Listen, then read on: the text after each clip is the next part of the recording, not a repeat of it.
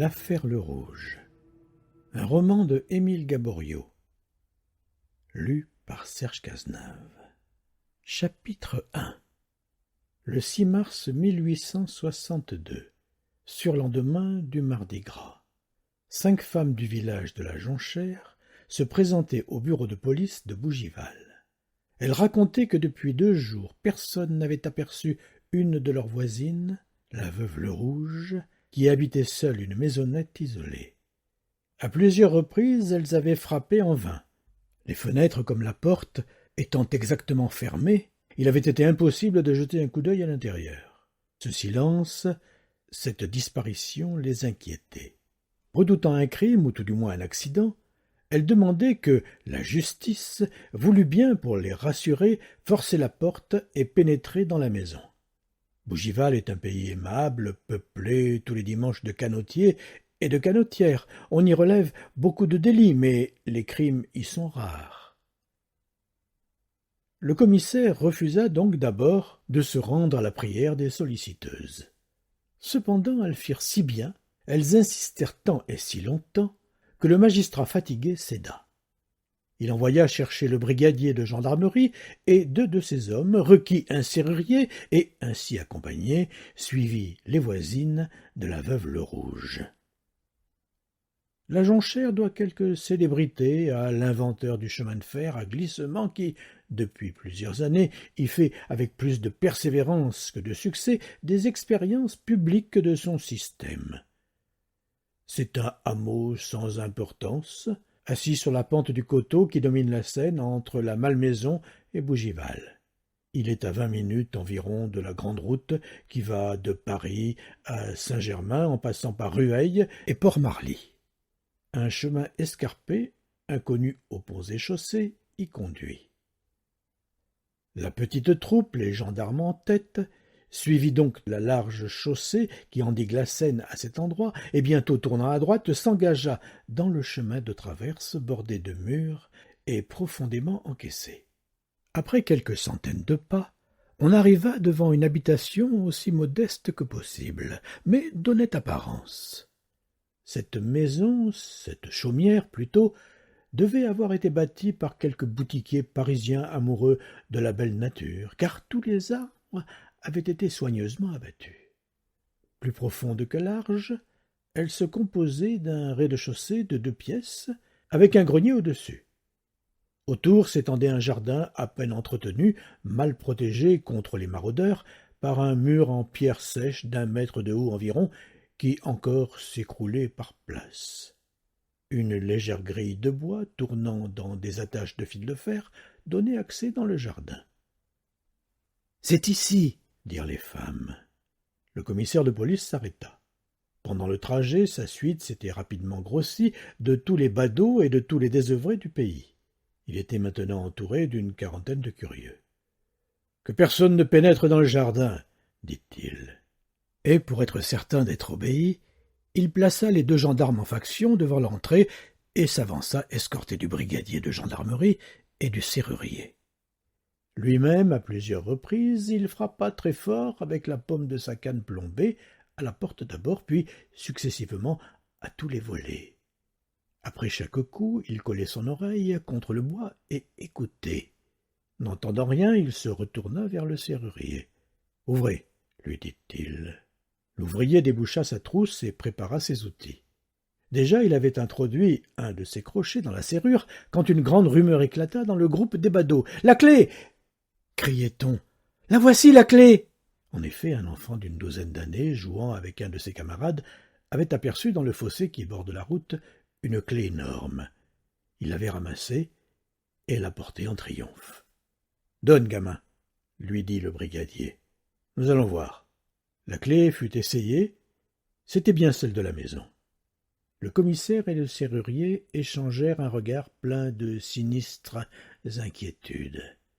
« Ça va mal », murmura le brigadier, et ils entrèrent dans la maison tandis que la foule contenue avec peine par les gendarmes trépignait d'impatience, tendant le cou et s'allongeant sur le mur pour tâcher de voir, de saisir quelque chose de ce qui allait se passer. Ceux qui avaient parlé de crime ne s'était malheureusement pas trompé. Le commissaire de police en fut convaincu dès le seuil. Tout dans la première pièce dénonçait avec une lugubre éloquence la présence des malfaiteurs. Les meubles, une commode et 2 grands bahuts étaient forcés et défoncés.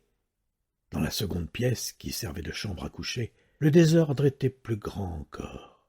C'était à croire qu'une main furieuse avait pris plaisir à tout bouleverser. Enfin, près de la cheminée, la face dans les cendres, était étendu le cadavre de la veuve Le Rouge. Tout un côté de la figure et les cheveux étaient brûlés, et c'était miracle que le feu ne se fût pas communiqué aux vêtements. « Canaille-va » murmura le brigadier de gendarmerie. « N'aurait-il pas pu la voler sans l'assassiner, cette pauvre femme ?»« Mais où donc a-t-elle été frappée ?» demanda le commissaire. « Je ne vois pas de sang. »« Tenez, là, entre les 2 épaules, mon commissaire, » reprit le gendarme. « De fiers coups, ma foi. Je parierai mes galons qu'elle n'a pas seulement eu le temps de faire ouf. » Il se pencha sur le corps et le toucha. « Oh, oh » continua-t-il, « elle est bien froide. Même il me semble qu'elle n'est déjà plus très roide. Il y a au moins 36 heures que le coup est fait. » Le commissaire, tant bien que mal, écrivait sur un coin de table un procès-verbal sommaire. « Il ne s'agit pas de pérorer, dit-il au brigadier, mais bien de trouver les coupables. Qu'on prévienne le juge de paix et le maire. De plus, il faut courir à Paris porter cette lettre au parquet. Dans 2 heures, un juge d'instruction peut être ici. Je vais en attendant procéder à une enquête provisoire. »« Est-ce moi qui dois porter la lettre ?» demanda le brigadier. « Non, envoyez un de vos hommes. Vous me serez utile ici. Vous, pour contenir ces curieux et aussi pour me trouver les témoins dont j'aurai besoin. Il faut tout laisser ici tel quel. Je vais m'installer dans la première chambre. » Un gendarme s'élança au pas de course vers la station de Rueil, et aussitôt le commissaire commença l'information préalable prescrite par la loi. Qui était cette veuve Le Rouge? D'où était-elle? Que faisait-elle? De quoi vivait-elle?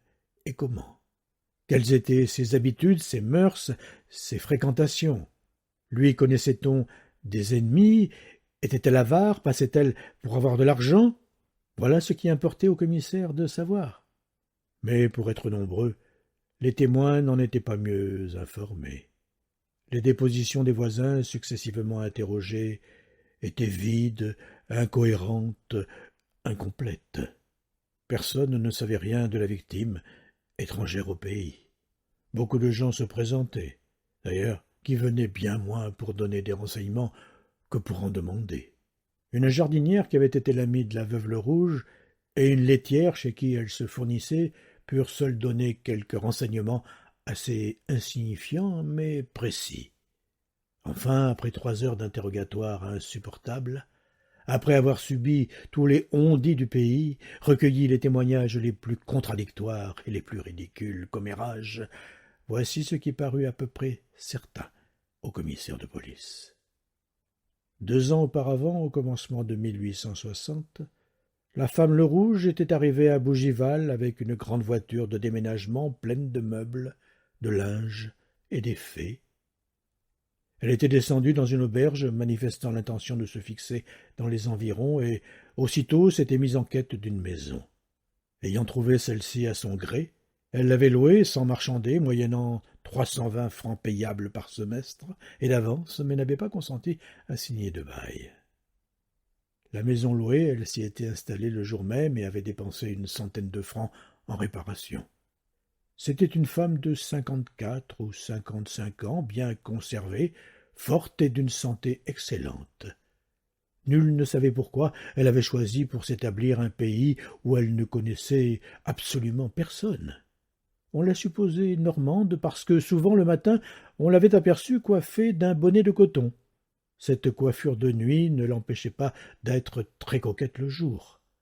Elle portait d'ordinaire de très jolies robes, mettait force rubans à ses bonnets et se couvrait de bijoux comme une chapelle. Sans doute elle avait habité la côte, car la mer et les navires revenaient sans cesse dans ses conversations. Elle n'aimait pas parler de son mari, mort, disait-elle, dans un naufrage. Jamais à ce sujet elle n'avait donné le moindre détail. Une fois seulement elle avait dit à la laitière devant 3 personnes « Jamais une femme n'a été plus malheureuse que moi dans son ménage ». Une autre fois elle avait dit « Tout nouveau, tout beau, défunt mon homme ne m'a aimé qu'1 an ». La veuve Lerouge passait pour riche, ou du moins pour très à l'aise. Elle n'était pas avare. Elle avait prêté à une femme de Malmaison 60 francs pour son terme et n'avait pas voulu qu'elle les lui rendît. Une autre fois, elle avait avancé 200 francs à un pêcheur de Port-Marly. Elle aimait à bien vivre, dépensait beaucoup pour sa nourriture et faisait venir du vin par demi-pièce. Son plaisir était de traiter ses connaissances, et ses dîners étaient excellents. Si on la complimentait d'être riche, elle ne s'en défendait pas beaucoup. On lui avait souvent entendu dire « Je ne possède pas de rente, mais j'ai tout ce dont j'ai besoin.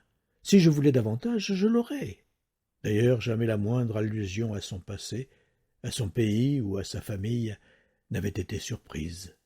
Elle était très bavarde, mais quand elle avait bien causé, elle n'avait rien dit que du mal de son prochain. Elle devait pourtant avoir vu le monde et savait beaucoup de choses. Très défiante, elle se barricadait chez elle, comme dans une forteresse. Jamais elle ne sortait le soir, on savait qu'elle s'enivrait régulièrement à son dîner, et qu'elle se couchait après. Rarement on avait vu des étrangers chez elle. 4 ou 5 fois une dame et un jeune homme, et une autre fois 2 messieurs, un vieux, très décoré, et un jeune. Ces derniers étaient venus dans une voiture magnifique. En somme, on l'estimait peu. Ses propos étaient souvent choquants et singuliers dans la bouche d'une femme de son âge. On l'avait entendu donner à une jeune fille les plus détestables conseils. Un charcutier de Bougival, gêné dans son commerce, lui avait cependant fait la cour. Elle l'avait repoussé en disant que se marier une fois était suffisant. À diverses reprises, on avait vu venir des hommes chez elle. D'abord un jeune qui avait l'air d'un employé du chemin de fer, puis un grand brun assez vieux, vêtu d'une blouse et qui paraissait très méchant. On supposait que l'un et l'autre étaient ses amants. Tout en interrogeant, le commissaire résumait par écrit les dépositions. Et il en était là lorsqu'arriva le juge d'instruction. Il amenait avec lui le chef de la police de sûreté et un de ses agents. Monsieur Daburon, que ses amis ont vu avec une profonde surprise donner sa démission pour aller planter ses choux au moment où se dessinait sa fortune, était alors un homme de 38 ans, bien fait de sa personne, sympathique, malgré sa froideur, d'une physionomie douce et un peu triste. Cette tristesse lui était restée d'une grande maladie qui, 2 ans auparavant, avait failli l'emporter. Juge d'instruction, depuis 1859, il s'était vite acquis une brillante réputation. Laborieux, patient, doué d'un sens subtil, il savait, avec une pénétration rare, démêler l'écheveau de l'affaire la plus embrouillée et, au milieu de 1000 fils, saisir le fil conducteur. Nul mieux que lui, armé d'une implacable logique, ne pouvait résoudre ces terribles problèmes où l'X est le coupable. Habile à déduire du connu à l'inconnu, il excellait à grouper les faits et à réunir, en un faisceau de preuves accablantes, les circonstances les plus futiles et en apparence les plus indifférentes. Avec tant et de si précieuses qualités, il ne paraissait cependant pas né pour ces terribles fonctions. Il ne les exerçait qu'en frémissant, se défiant de l'entraînement de ses immenses pouvoirs. L'audace lui manquait pour les coups de théâtre risqués qui font éclater la vérité. Il avait été long à s'accoutumer à certaines pratiques employées sans scrupule par les plus rigoristes de ses confrères. Aussi il lui répugnait de tromper même un prévenu et de lui tendre des pièges. On disait de lui au parquet « c'est un trembleur ». Le fait est qu'au seul souvenir des erreurs judiciaires connues, ses cheveux se dressaient sur sa tête. Ce qu'il lui fallait, c'était non la conviction, non les plus probables présomptions, mais la certitude absolue. Pas de repos pour lui jusqu'au jour où l'accusé était forcé de courber le front devant l'évidence. Si bien qu'un substitut lui reprochait en riant de chercher non plus des coupables, mais des innocents. Le chef de la police de sûreté n'était autre que le célèbre Gévrol, lequel ne manquera pas de jouer un rôle important dans les drames de nos neveux. C'est assurément un habile homme, mais la persévérance lui manque, et il est sujet à se laisser aveugler par une incroyable obstination. S'il perd une piste, il ne peut consentir à l'avouer, encore moins à revenir sur ses pas. D'ailleurs, plein d'audace et de sang-froid, il est impossible à déconcerter. D'une force herculéenne cachée sous des apparences grêles, il n'a jamais hésité à affronter les plus dangereux malfaiteurs. Mais sa spécialité, sa gloire, son triomphe, c'était une mémoire des physionomies, si prodigieuse qu'elle passe les bornes du croyable. A-t-il vu une figure 5 minutes, c'est fini. Elle est casée, elle lui appartient. Partout, en tout temps, il la reconnaîtra. Les impossibilités de lieu, les invraisemblances de circonstances, les plus incroyables déguisements ne le dérouteront pas. Cela tient, prétend-il, à ce que d'un homme, il ne voit, il ne regarde que les yeux. Il reconnaît le regard sans se préoccuper des traits. L'expérience fut tentée il n'y a pas bien des mois à Poissy. On drapa dans des couvertures 3 détenus afin de déguiser leur taille. On leur mit sur la face un voile épais où des trous étaient ménagés pour les yeux et, en cet état, on les présenta à Gévrol. Sans la moindre hésitation, il reconnut 3 de ces pratiques et les nomma. Le hasard seul l'avait-il servi? L'aide de camp de Gévrol était ce jour-là un ancien repris de justice réconcilié avec les lois. Un gaillard habile dans son métier, fin comme l'ambre et jaloux de son chef qu'il jugeait médiocrement fort. On le nommait Lecoq. Le commissaire de police, que sa responsabilité commençait à gêner, a accueilli le juge d'instruction et les 2 agents comme délibérateurs. Il exposa rapidement les faits et lut son procès-verbal. « Vous avez fort bien procédé, monsieur, » lui dit le juge. « Tout ceci est très net. Seulement, il est un fait que vous oubliez. »« Lequel, monsieur ?» demanda le commissaire. « Quel jour a-t-on vu pour la dernière fois la veuve Le Rouge et à quelle heure ?»« J'allais y arriver, monsieur. On l'a rencontrée le soir du Mardi Gras à 5h20. Elle revenait de Bougival avec un panier de provisions. »« Monsieur le commissaire est sûr de l'heure » interrogea Gévrol. « Parfaitement, et voici pourquoi. Les 2 témoins dont la déposition me fixe, la femme Tellier et un tonnelier qui demeure ici près, descendaient de l'omnibus américain qui part de Marly toutes les heures. Lorsqu'ils ont aperçu la veuve Le Rouge dans le chemin de traverse, ils ont pressé le pas pour la rejoindre, ont causé avec elle et ne l'ont quittée qu'à sa porte. »« Et qu'avait-elle dans son panier ?» demanda le juge d'instruction. « Les témoins l'ignorent. Ils savent cependant qu'elle rapportait 2 bouteilles de vin cacheté et 1 litre d'eau-de-vie. Elle se plaignait du mal de tête et leur dit que, bien qu'il fût d'usage de s'amuser le jour du Mardi Gras, elle allait se coucher. »« Eh bien, » exclama le chef de la sûreté, « je sais où il faut chercher. »« Vous croyez ?» fit M. Daburon. « Parbleu, c'est assez clair, il s'agit de trouver le grand brun, le gaillard à la blouse. L'eau-de-vie et le vin lui étaient destinés. La veuve l'attendait pour souper, il est venu, l'aimable galant. »« Oh !» insinua le brigadier, évidemment révolté. « Elle était bien laide et terriblement vieille. » Gévrol regarda d'un air goguenard l'honnête gendarme. « Sachez, brigadier, dit-il, qu'une femme qui a de l'argent est toujours jeune et jolie si cela lui convient. »« Peut-être y a-t-il là quelque chose, » reprit le juge d'instruction. « Pourtant ce n'est pas là ce qui me frappe. Ce serait plutôt ces mots de la veuve Le Rouge. Si je voulais davantage, je l'aurais. »« C'est aussi ce qui éveilla mon attention, » appuya le commissaire. Mais Gévrol ne se donnait plus la peine d'écouter. Il tenait sa piste, il inspectait minutieusement les coins et les recoins de la pièce. Tout à coup, il revint vers le commissaire. « J'y pense !» s'écria-t-il. « N'est-ce pas le mardi que le temps a changé ? Il gelait depuis une quinzaine et nous avons eu de l'eau. À quelle heure la pluie a-t-elle commencé ? » « À 9h30. » répondit le brigadier. « Je sortais de souper et j'allais faire ma tournée dans les balles quand j'ai été pris par une averse vis-à-vis de la rue des Pêcheurs. En moins de 10 minutes, il y avait un demi-pouce d'eau sur la chaussée. »« Très bien, dit Gévrol. Donc, si l'homme est venu après 9h30, il devait avoir ses souliers pleins de boue, sinon c'est qu'il est arrivé avant. On aurait dû voir cela ici, puisque le carreau est frotté.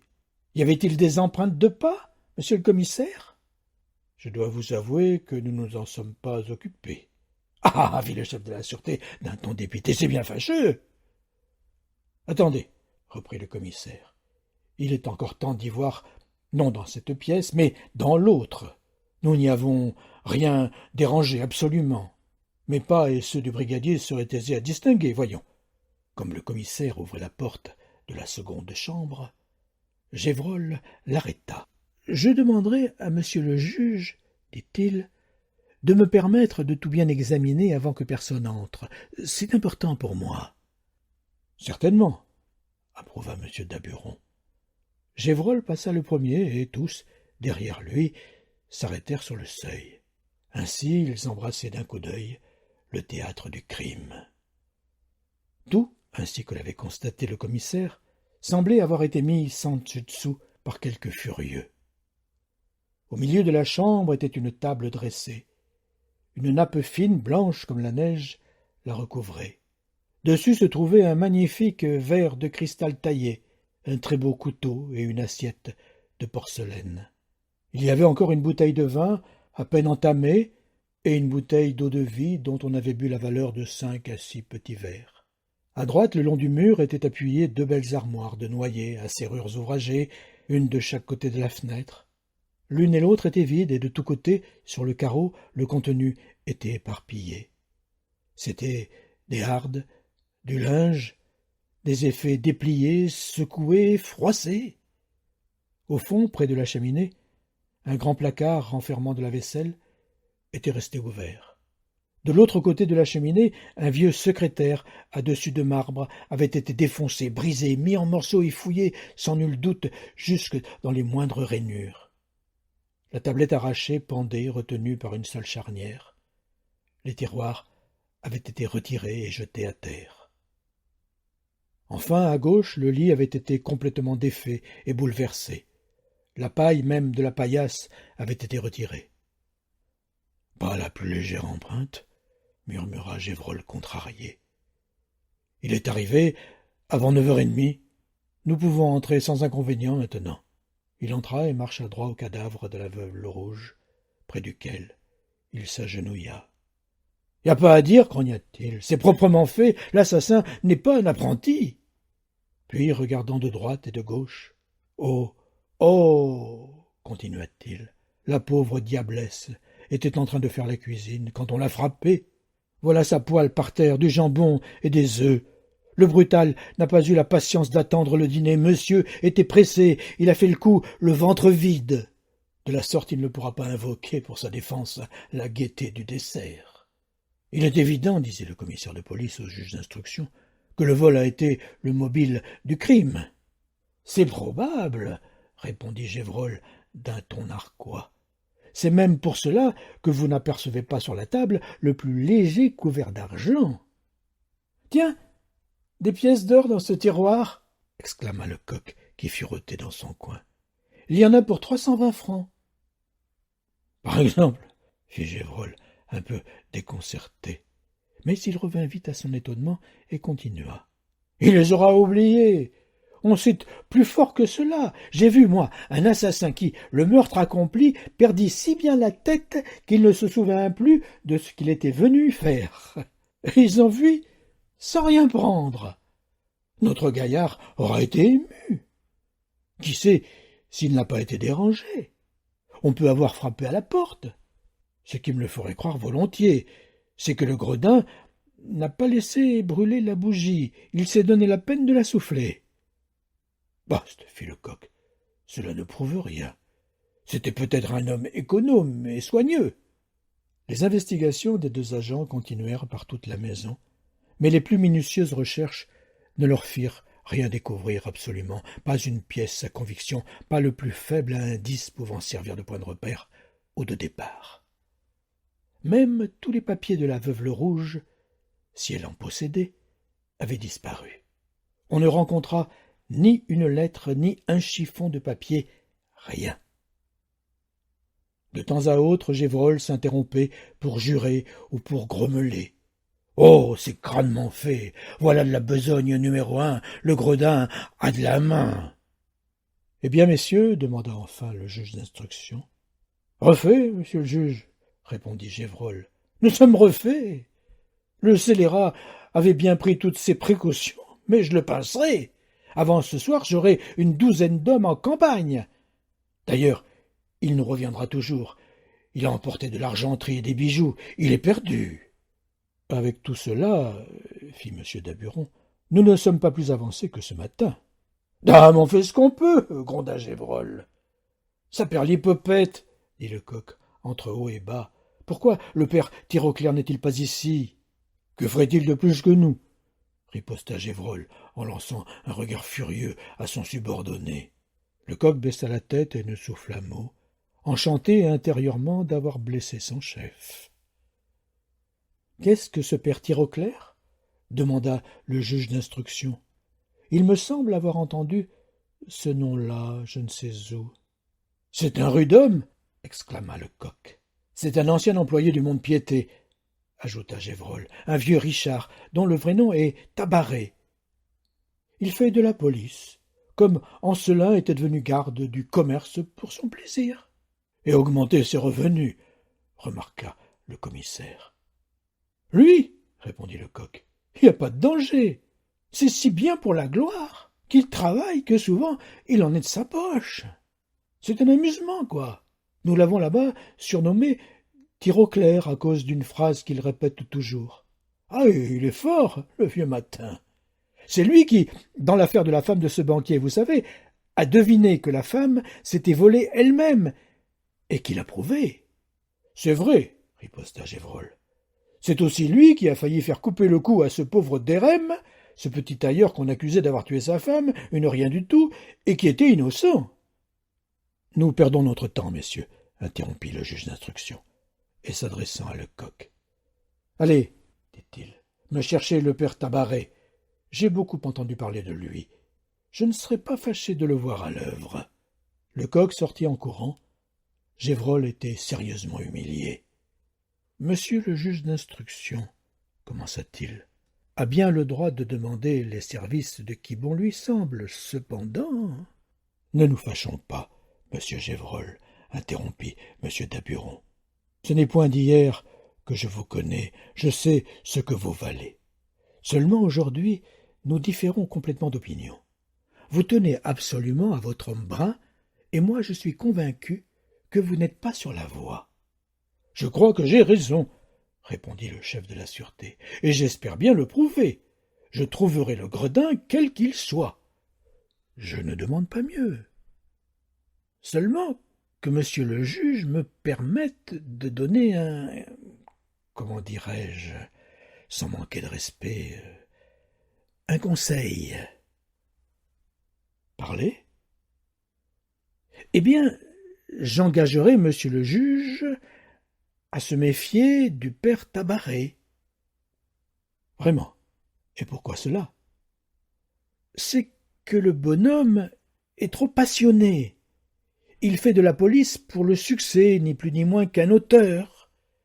Et comme il est orgueilleux, plus qu'un pan, il est sujet à s'emporter, à se monter le cou. Dès qu'il est en présence d'un crime, comme celui d'aujourd'hui par exemple, il a la prétention de tout expliquer sur le champ. Et en effet, il invente une histoire qui se rapporte exactement à la situation. Il prétend, avec un seul fait, reconstruire toutes les scènes d'un assassinat. Comme ce savant qui, sur un os, rebâtissait les animaux perdus. Quelquefois, il devine juste. Souvent aussi, il se trompe. Ainsi, dans l'affaire du tailleur, de ce malheureux Derem, sans moi... Je vous remercie de l'avis, interrompit M. Daburon. J'en profiterai. Maintenant, monsieur le commissaire, continua-t-il, à tout prix il faut tâcher de découvrir de quel pays était la veuve Le Rouge. La procession des témoins, amenée par le brigadier de gendarmerie, recommença à défiler devant le juge d'instruction. Mais aucun fait nouveau ne se révélait. Il fallait que la veuve Lerouge eût été de son vivant une personne singulièrement discrète pour que de toutes ses paroles, et elle en prononçait beaucoup en un jour, rien de significatif ne fût resté dans l'oreille des commères d'alentour. Seulement, tous les gens interrogés s'obstinaient à faire part au juge de leurs convictions et de leurs conjectures personnelles. L'opinion publique se déclarait pour Gévrol. Il n'y avait qu'une voix pour accuser l'homme à la blouse grise, le grand brun. Celui-là, sûrement, était le coupable. On se souvenait de son air féroce qui avait effrayé tout le pays. Beaucoup, frappés de sa mise suspecte, l'avaient sagement évité. Il avait un soir menacé une femme et un autre jour battu un enfant. On ne pouvait désigner ni l'enfant ni la femme, mais n'importe. Ces actes de brutalité étaient de notoriété publique. M. Daburon désespérait de faire jaillir la moindre lumière, lorsqu'on lui amena une épicière de Bougival chez qui se fournissait la victime, et un enfant de 13 ans qui savait, assurait-on, des choses positives. L'épicière comparut la première. Elle avait entendu la veuve Lerouge parler d'un fils à elle encore vivant. « Êtes-vous bien sûr ?» insista le juge. « Comme de mon existence !» répondit l'épicière. « Même que ce soir-là, c'était un soir, elle était, sauf votre respect, un peu saoule. Elle est restée dans ma boutique plus d'1 heure. Et elle disait... » « Il me semble l'avoir encore, » continua la marchande. « Elle était à côté sur le comptoir près des balances, elle plaisantait avec un pêcheur de Marly, le père Husson, qui peut vous le répéter, et elle l'appelait marin d'eau douce. Mon mari à moi, disait-elle, était marin, lui, mais pour de bon. Et la preuve, c'est qu'il restait des années en voyage et toujours il me rapportait des noix de coco. J'ai un garçon qui est marin, comme défunt son père, sur un vaisseau de l'État. » Avait-elle prononcé le nom de son fils? Pas cette fois-là, mais une autre, qu'elle était, si j'ose dire, très saoule. Elle nous a conté que son garçon s'appelait Jacques et qu'elle ne l'avait pas vu depuis très longtemps. Disait-elle du mal de son mari? Jamais. Seulement elle disait que le défunt était jaloux et brutal. Bon homme, au fond, et qui lui faisait une vie pitoyable. Il avait la tête faible et se forgeait des idées pour un rien. Enfin, il était bête par trop d'honnêteté. Son fils était-il venu la voir depuis qu'elle habitait la Jonchère? Elle ne m'en a pas parlé. Dépensait-elle beaucoup chez vous? C'est selon. Elle nous prenait pour une 60aine de francs par mois, quelquefois plus parce qu'elle voulait du cognac vieux. Elle payait comptant. L'épicière, ne sachant plus rien, fut congédiée. L'enfant qui lui succéda appartenait à des gens aisés de la commune. Il était grand et fort pour son âge. Il avait l'œil intelligent, la physionomie éveillée et narquoise. Le juge ne sembla nullement l'intimider. « Voyons, mon garçon, » lui demanda le juge, « que sais-tu ?»« Monsieur, l'autre avant-hier, le jour du dimanche gras, j'ai vu un homme sur la porte du jardin de madame Lerouge. »« À quel moment de la journée ?»« De grand matin, j'allais à l'église pour servir la seconde messe. »« Bien, » fit le juge. « Et cet homme était un grand brun vêtu d'une blouse. »« Non, monsieur, au contraire. Celui-là était petit, court, très gros et pas mal vieux. »« Tu ne te trompes pas. »« Plus souvent, » répondit le gamin. « Je l'ai envisagé de près puisque je lui ai parlé. »« Alors voyons, raconte-moi cela. »« Donc, monsieur, je passais quand je vois ce gros-là sur la porte. Il avait l'air vexé, oh mais vexé comme il n'est pas possible. Sa figure était rouge, c'est-à-dire violette, jusqu'au milieu de la tête, ce qui se voyait très bien, car il était tête nue, il avait plus guère de cheveux. Et il t'a parlé le premier? Oui, monsieur, en m'apercevant, il m'a appelé « Eh, petit !» Je me suis approché. « Voyons, m'a-t-il dit, tu as de bonnes jambes ?» Moi, je réponds « Oui !» Alors il me prend l'oreille, mais sans me faire de mal, en me disant « Puisque c'est comme ça, tu vas me faire une commission et je te donnerai 10 sous. Tu vas courir jusqu'à la Seine. Avant d'arriver au quai, tu verras un grand bateau amarré. Tu y entreras et tu demanderas le patron Gervais. Sois tranquille, il y sera. Tu lui diras qu'il peut parer à filer, que je suis prêt. » Là-dessus, il m'a mis 10 sous dans la main et je suis parti. Si tous les témoins étaient comme ce petit garçon, murmura le commissaire, ce serait un plaisir. Maintenant, demanda le juge, dis-nous comment tu as fait ta commission. Je suis allé au bateau, monsieur, j'ai trouvé l'homme et je lui ai dit la chose, et c'est tout. Gévrol, qui écoutait avec la plus vive attention, se pencha vers l'oreille de monsieur Daburon. Monsieur le juge, fit-il à voix basse, serait-il assez bon pour me permettre de poser quelques questions à ce mioche? Certainement, monsieur Gévrol. Voyons, mon petit ami, interrogea l'agent, si tu voyais cet homme dont tu nous parles, le reconnaîtrais-tu? Oh, pour ça, oui. Il avait donc quelque chose de particulier. Dame, sa figure de brique. Et c'est tout. Oh, mais oui, monsieur. Cependant, tu sais, comme il était vêtu, avait-il une blouse? Non, c'était une veste. Sous les bras, elle avait de grandes poches, et de l'une sortait à moitié un mouchoir à carreaux bleus. Comment était son pantalon? Je ne me rappelle pas. Et son gilet? Attendez donc, répondit l'enfant. Avait-il un gilet? Il me semble que non. Si, pourtant. Mais non. Je me souviens, il n'en portait pas. Il avait une longue cravate attachée près du cou avec un gros anneau. Ah! Fit Gévrol d'un air satisfait. Tu n'es pas un sot, mon garçon, et je parie qu'en cherchant bien tu vas trouver d'autres renseignements encore à nous donner. L'enfant baissa la tête et garda le silence. Au pli de son jeune front, on devinait qu'il faisait un violent effort de mémoire. « Oui, s'écria-t-il, j'ai encore remarqué une chose. »« Quoi ?» ?»« L'homme avait des boucles d'oreilles très grandes. »« Bravo !» fit Gévrol. « Voilà un signalement complet. Je le retrouverai, celui-là. Monsieur le juge peut préparer son mandat de comparution. » Je crois en effet le témoignage de cet enfant de la plus haute importance, répondit M. Daburon, et se retournant vers l'enfant. Saurais-tu, mon petit ami, demanda-t-il, nous dire de quoi était chargé le bateau? C'est que j'en sais rien, monsieur. Il était ponté. Montait-il ou descendait-il la Seine? Mais monsieur, il était arrêté. Nous le pensons bien, dit Gévrol. Monsieur le juge te demande de quel côté était tourné l'avant du bateau. Était-ce vers Paris ou vers Marly? Les deux bouts du bateau m'ont semblé pareils. Le chef de la sûreté fit un geste de désappointement. « Ah !» reprit-il en s'adressant à l'enfant. « Tu aurais bien dû regarder le nom du bateau. Tu sais lire, je suppose. Il faut toujours regarder le nom des bateaux sur lesquels on monte. »« Je n'ai pas vu de nom, » dit le petit garçon. « Si ce bateau s'est arrêté à quelques pas du quai, objecta M. Daburon, il aura probablement été remarqué par des habitants de Bougival. »« Monsieur le juge a raison, » approuva le commissaire. « C'est juste, » fit Gévrol. « Du reste, les mariniers ont dû descendre à terre et aller au cabaret. Je m'informerai. »« Mais comment était ce patron Gervais, mon petit ami? »« Oh, comme tous les mariniers d'ici, monsieur. » Le petit garçon se préparait à sortir. Le juge le rappela.